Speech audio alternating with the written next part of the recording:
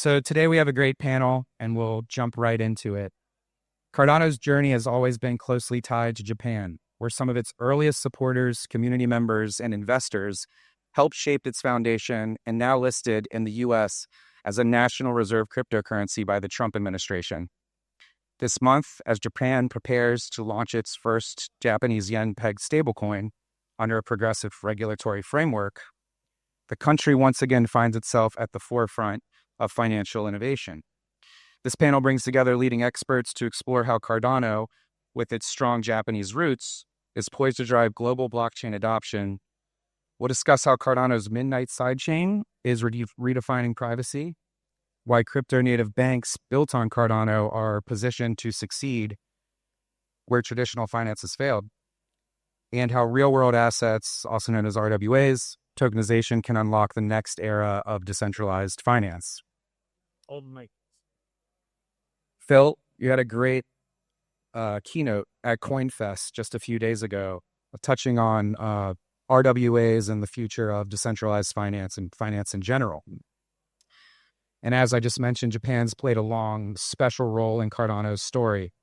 With this new JPY-pegged stablecoin coming in 2025, although not built on Cardano, what does this signal for the global adoption of compliant digital assets and how Cardano can position itself further? Thanks for the question. It's a pleasure to be here. I think if you take a step back, RWA, in my view, is a $450 trillion opportunity. And I mean trillions. It is absolutely the narrative that will save crypto, in my view. But the precursor to that is, and has been, stablecoins. It's the number one product market fit that you see in this space.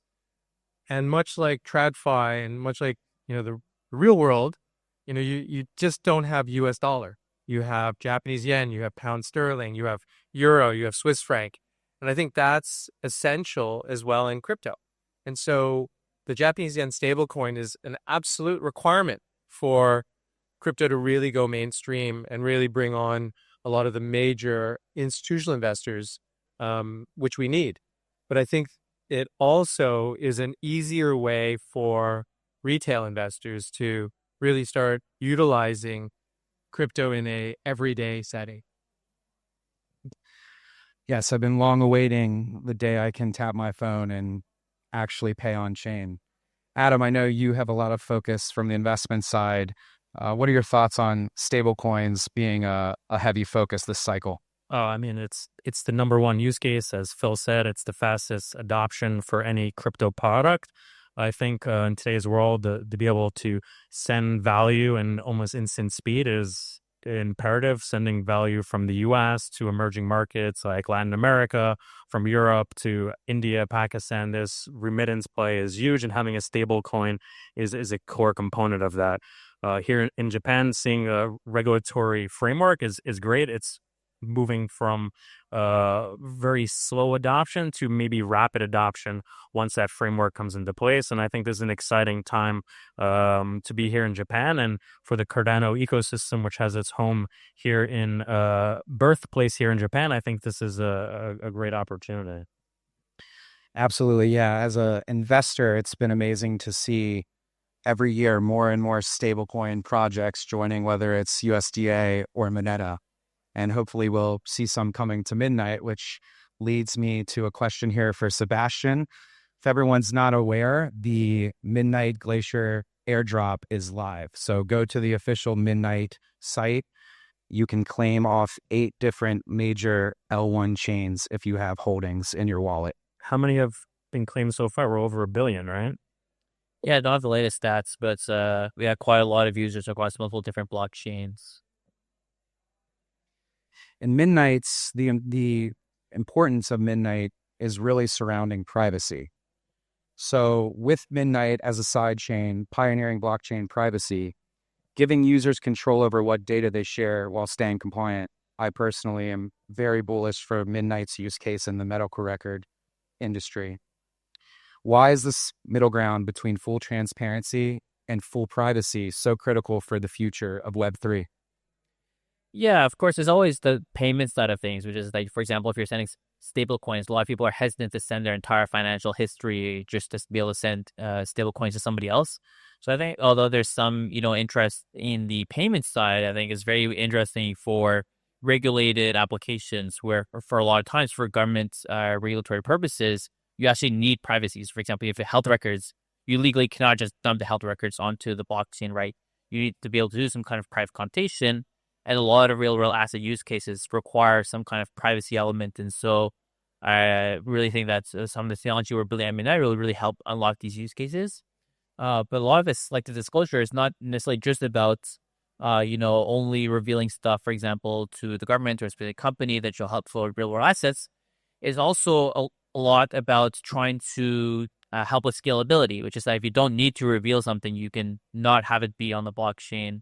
And this kind of power helps a lot with scalability because it means that you only ever have to reveal information when it's actually required. And so you can have these kinds of use cases, for example, with like carbon credit, where you would need to, for example, aggregate information about all your sales for the day to keep track of like your credit output for your company. You don't need to settle every single transaction on the blockchain to do that. You can have an aggregate proof of a day's worth settled instead. So this kind of scalability benefit is also massive, in my opinion. And I know you've spent much of your life and career living in Japan. So from the Japanese perspective of use cases, do you have something on your eyes that you think would be a great use case for Midnight specifically?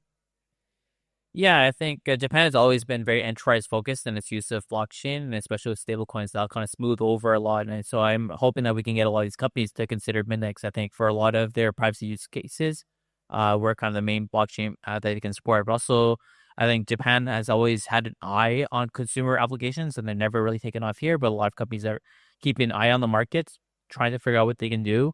And so I think there's probably giving a lot of opportunities to unlock stuff in that kind of market as well.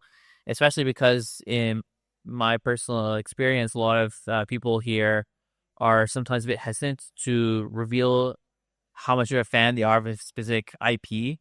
And so some of the technologies we're building at Midnight can help a lot grow these kinds of fandoms and help people keep their professional lives separate from their personal interests. Yeah, these see the post your friends like on Instagram is, I think, over transparency as a new feature that I've recently realized and taken a look at. You get to see what your friends are interested in. Perhaps there's a little bit more flexibility, or where they are, who their mom is. So we've touched on stables a lot, and the banking industry certainly has their eyes on crypto with stables as a focus, but TradFi's struggled to innovate into this new crypto era thus far. It's been a very slowly but hopefully surely process. Now we're seeing crypto banks step up to fill those gaps. How does Cardano's design choices, from governance to scalability, make an ideal foundation for next generation financial infrastructure, Phil? Look, I think it's an inevitability that large financial institutions enter this space, right? So you see BlackRock, you see Invesco, Franklin Templeton, Nomura, all of these firms, when they decide to enter a space, they enter be number one, number two, number three. They're not here to just experiment anymore. So they'll be choosing which chains matter to them, which chains suit their purposes. And I think one of the most exciting things is having Midnight with selective disclosure and information abstraction and yet still be compliant is a real game changer. And that builds seamlessly on Cardano. And if you ask yourself, and I always ask myself this, tell me a chain that's been around for more than 2 cycles with a market cap north of 10 billion that has never turned off, never been hacked. There are probably 1, maybe 2, and one of those is Cardano. So the approach that we've always taken, I'm new to the ecosystem, but the approach that historically we've taken is to be very research focused, very data driven, with a focus on scalability, with a focus on institutional adoption. So it's a natural choice. We just need to do a little bit better job of marketing it and making it available. And I think Midnight is the catalyst for that to come together. And just one point on that, it's the scalability, the predictability of costs. And most people, they're not thinking about Cardano. That's why we're sitting here today talking about Cardano, where Japan is a major home and audience for adoption. So it's exciting to be able to be here in front of everyone and telling them about the abilities of Cardano, Midnight, or the next generation blockchain. So I think that's important to kind of highlight that. Google it, folks, on how secure Cardano is and its downtime. It is the reality, and not many chains live up to that level of stability. I would say that makes for great financial products. Retail and investors can get over getting their wallet drained sometimes, right? Banks, that's not even an option that's on the table. These are mission critical systems that run our society, right? So, Phil, what financial products are you most excited for that currently exist on Cardano or are on their way? I think if you zoom out and you think of that $450 trillion opportunity, you start at the top of the liquidity stack and move your way all the way through and all the way down to the, let's say, the more illiquid. So what you're seeing now is you need stables, USDA, USDM. Those are starting to gain traction in our ecosystem. You're going to next start seeing tokenized treasuries, very liquid, very simple, very easily understood products. And then as you move down, you're looking at other products where there's a larger margin, larger opportunity, larger profitability, which is what's going to drive institutions in. You're looking at tokenized gold, tokenized commodities, all the way through to private credit.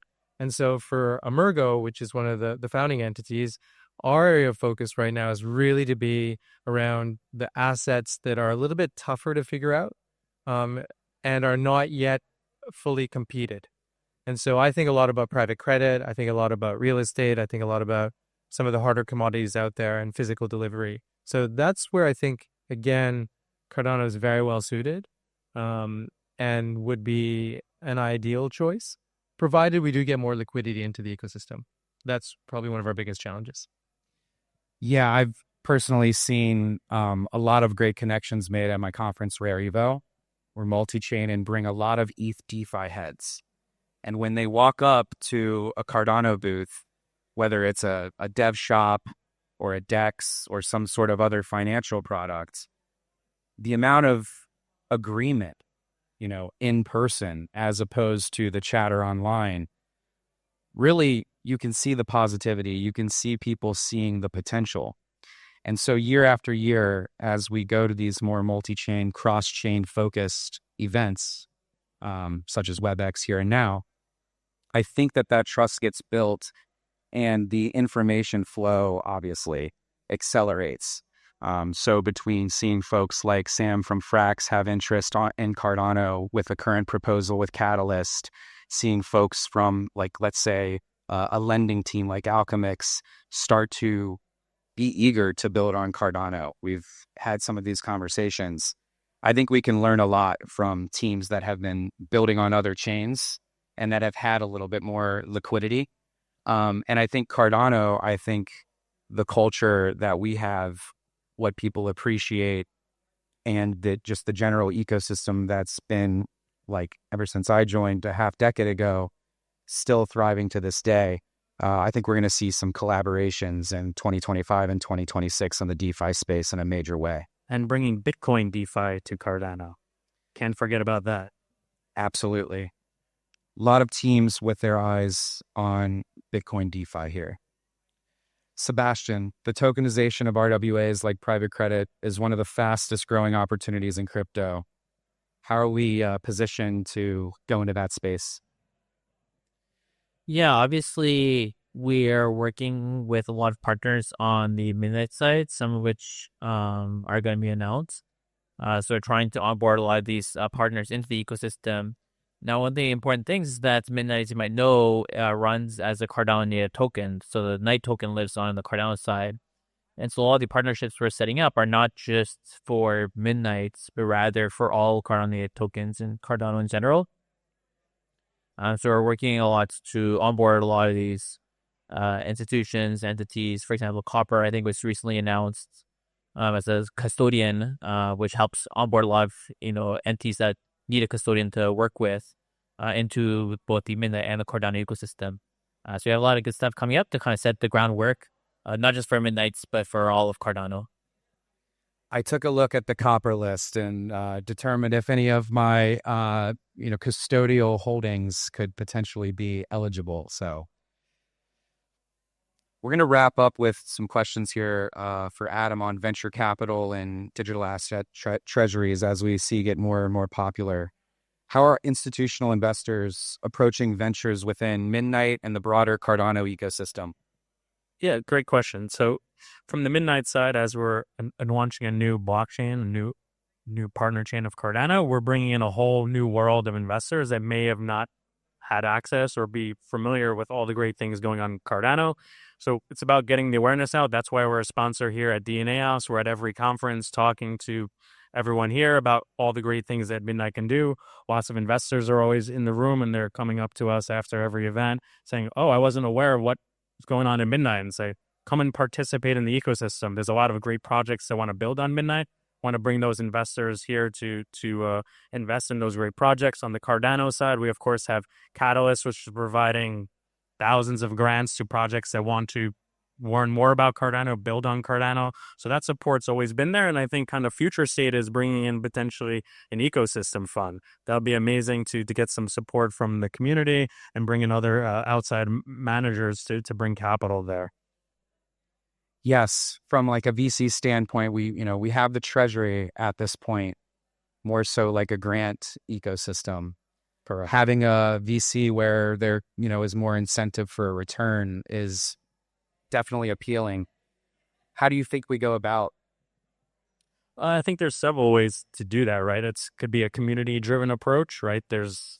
Everyone's an ADA holder can vote and put together proposals and come together as an ecosystem and say, we want this. And then the community decides how those funds would be distributed and who would be the ultimate asset manager. It could be the founding entities putting together a proposal. There's many different ways to kind of go about that. Or even an outside venture firm can come in and put in a proposal actually to the treasury themselves and say, we want a allocation of ADA to invest in the ecosystem. So I think there's several ways to go about that. If I could add, I think one of the greatest strengths of Cardano, as I see it as a relative newcomer, is the absolute strength and passion of the community. It is unlike any other layer one out there. The passion sometimes is viewed as a challenge, but I believe over time that level of maturity of the community is going to evolve. And I think it's what is attracting the institutional players to us, because there's no other chain that has the rigor that we have, the community passion and commitment that we have, particularly in Japan, and also a governance structure that is very democratic and egalitarian. So it's not controlled by a very small number of people, contrary to popular belief. It can change, and it will change over time. And so I think the things that Adam is talking about and the things that Sebastian is really, with Midnight, catalyzed and brought interest back into our ecosystem is really putting us in the spotlight. And I think you're going to see a lot of really exciting things happen in the next, coming weeks, coming months that are just going to surprise you on the upside. And so, I'd say keep an eye out. I'll definitely be keeping my eye out. I think back to the VC side, it has been very active this year in comparison to the past. We've had Draper University utilize Project Catalyst to bring on builders and shape them as builders, as well as give them funding, not only for participating in the cohort, getting there and beyond, but also to continue to fuel their projects. I think we also had Techstars. So things are bubbling within the VC community, and I've heard nothing but positive from those teams that participated. And that came from ultimately the treasury. Now that the treasury is open, I think there's a great opportunity for vendors, whether you're marketing, PR, a dev shop, to take a look at Cardano governance and the power within. It's not a board approval to get funding. It is truly the community. It's a decentralized Senate or Congress. It's completely fascinating. Rare Network took part and joined forces with the Emergo and Cardano Foundation to launch the first unified global event strategy. So just through that process now, Cardano is going to get totally amplified across the globe, worldwide, and be able to better compete with other peer layer ones. So I've just found that to be one of the major positives of 2025 that we've yet to see in the past, or at least at that level of execution. Got one more for you, Adam. With MicroStrategy's success and the rise on non-Bitcoin digital asset treasuries, can Cardano position itself as a leading contender? Oh, absolutely. I think it's due for one to actually happen, right?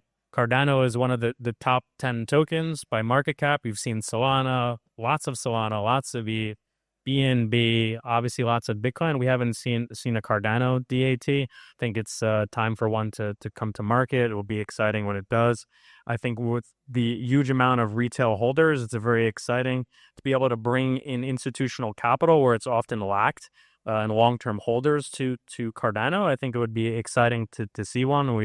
I know Phil and I would love to see one from an ecosystem perspective, to have institutional holders, long-term holders that are going to continue to buy and hold ADA, do wonders. And there's also, of course, rumors about an ETF coming. So I think there's a lot of exciting things on the horizon from Cardano from a institutional perspective that historically has not been there.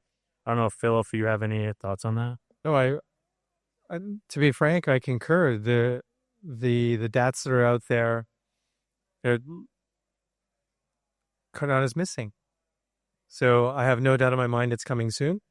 And I would think it's long overdue in a sense, right? So I think it's a real opportunity for those who are long-term ADA holders to participate in a different way, and also to potentially yield in a different way. So I think just keep your eyes out.